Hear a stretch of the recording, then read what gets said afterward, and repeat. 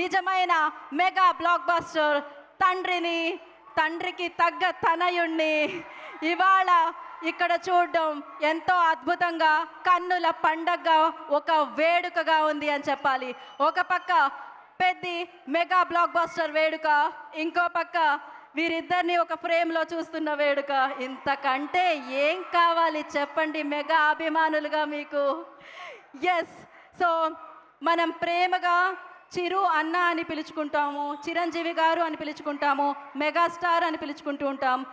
ఈ సినిమా తర్వాత చిరంజీవి అని పిలుస్తున్నారు మిమ్మల్ని కూడా అందరూ బయట. సో దానికి చాలా చాలా ఆనందంగా ఉంది.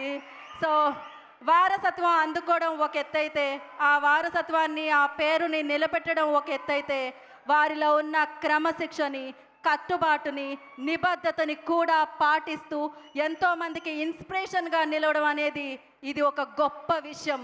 అన్నీ ఉన్నప్పుడు జీవితంలో నాకు తెలిసినంత వరకు చాలామంది అటు ఇటుగా అనిపిస్తూ ఉంటుంది, కానీ అన్నీ ఉన్నా కూడా తనకంటూ ఒక ప్రత్యేక స్థానాన్ని సంపాదించుకొని గ్లోబల్ స్టార్గా ఆయన్ని ఎదగడం జరిగింది.